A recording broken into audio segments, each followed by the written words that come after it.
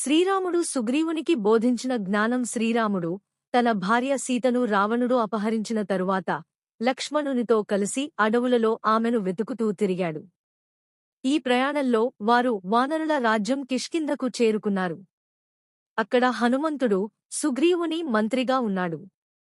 హనుమంతుడు శ్రీరాముడిని చూసి ఆయన మహిమను గుర్తించి సుగ్రీవుని వద్దకు తీసుకువెళ్లాడు.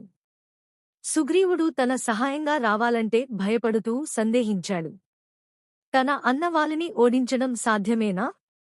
శ్రీరాముడు నిజమైన మిత్రుడా అని అనుమానపడ్డాడు. సుగ్రీవుడు తన భయాలను, సందేహాలను శ్రీరామునితో పంచుకున్నాడు. 1. వాలికి భయపడటం. వాలి ఎంతో బలవంతుడు.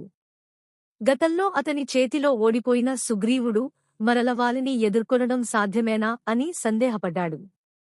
2. స్నేహంపై నమ్మకం లేకపోవడం. గతంలో మోసపోయిన అనుభవం కారణంగా శ్రీరాముడిపై పూర్తిగా విశ్వాసం కలిగించలేకపోయాడు. శ్రీరాముడు సుగ్రీవునికి తన జ్ఞానాన్ని బోధించాడు. 1. ధర్మం ఎప్పుడూ గెలుస్తుంది. అధర్మం ఎంత బలమైనా ధర్మం ఎప్పుడూ విజయం సాధిస్తుంది. వాలి సుగ్రీవుని భార్యను బలవంతంగా తీసుకుని రాజ్యం కబ్జా చేశాడు. ఇది అన్యాయం. కాబట్టి వాలికి శిక్ష తప్పదు. 2. స్నేహంలో నమ్మకం ముఖ్యం. నిజమైన మైత్రి నమ్మకంతో, పరస్పర సహాయంతో ఉంటుందని రాముడు వివరించాడు.